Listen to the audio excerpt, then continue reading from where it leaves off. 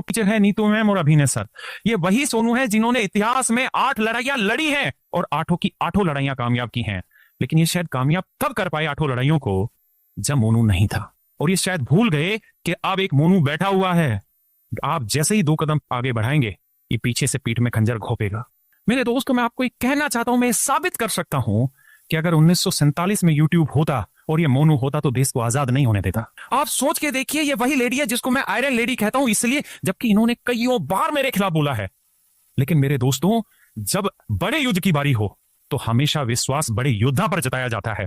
आपने देखा इस मुहिम में कोई ऐसी सिंगल वीडियो है जिसमें मैंने ये ना कहा हो कि अभिनय सर और नीतू मैम के मार्गदर्शन में मैं लड़ रहा हूं। आपने अभी भी देखा होगा, नीतू मैम ने वीडियो बना दी, अभिनय सर ने वीडियो बना दी इस कंट्रोवर्सी पे, तब मैं उतरा क्योंकि मैं इनके मार्गदर्शन पे युद्ध लड़ रहा था। मेरे प्यारे बच्चों, मैंने इस लड़ाई का कभी भी नेतृत्व नहीं किया, ना ही मैंने पीछे की किसी लड़ाई का नेतृत्व किया। ये वो लोग थे जिन्होंने इस लड़ाई को लड़ा और इससे पहले की लड़ाइयों को लड़ा। लेकिन ऐसा क्या हुआ कि इस लड़ाई को ये कामयाब नहीं कर पा रहे हैं? क्यों? क्योंकि जितना ही आगे बढ़ने की सोचते हैं, पीछे कोई पकड़ के खींच लेता है। आप मुझे बताइए, जब हम सरकार से लड़ रहे हैं, हम सरकार से बातें कर रहे हैं, हमारी डिमांड क्या थी 31 जुलाई के प्रोटेस्ट की? आप क्या चाह रहे थे 31 जुलाई को? हमारी मांगे क्या थी? यही तो मांग थी कि हम डीओपीटी मिनिस्टर को जाके अपना दर्द बयां करने जा रहे हैं, अपने बच्चों का दर्द बयां करने जा रहे हैं। और मेरे बच्चे, जब 4 अगस्त को हम उस काम के लिए गए और वहां जाके 1.5-2 घंटे बैठ के अपनी बातें बताई, पहले 1 घंटे पीएस के साथ मीटिंग हुई, फिर हम बाहर आए। उस समय तक ये वादा नहीं था कि हम मिनिस्टर से मिलवाएंगे, लेकिन हमारी मांगे जायज थी। और मेरे बच्चे, इसी वजह से उसी 15 मिनट बाद मेरे नंबर पर फोन आया कि मंत्री जी आपसे मिलना चाहते हैं। मेरे भाई, ऐसा कौन सा गुनाह हो गया कि हम 1.5-2 घंटे एक बात वहां पे रखते रहे?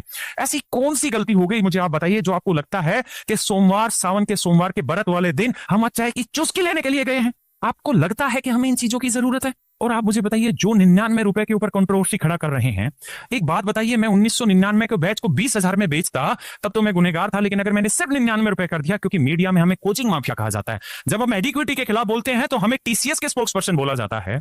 और मेरे बच्चे, हम खुल के लड़ रहे हैं, हम डर नहीं रहे। आपकी मुहिम को कामयाब किया जाएगा। लेकिन आपको ये कैसे गलतफहमी हो गई कि एक दिन में सब कुछ बदल जाएगा? एक सिंगल वीडियो उठा के मुझे बता दीजिए जिस वीडियो में मैंने मीडिया को बाइट दी और ये ना कहा हो कि हमने अभी नेता से बात की है और नेता की बात का भरोसा नहीं। बात बहुत अच्छी हुई है और बात बैठकर उन्होंने हमारी सुनी है, लेकिन जब तक इन चीजों पर अमल नहीं हो जाता तब तक हमें किसी भी तरीके का विश्वास नहीं होगा। अब आप देखिए कि स्टेनो के पेपर में क्या गड़बड़ियां होने लग रही है कि बात बैठकर उन्होंने हमारी सुनी है, लेकिन जब तक इन चीजों पर अमल नहीं हो जाता तब तक हमें किसी भी तरीके का विश्वास नहीं होगा।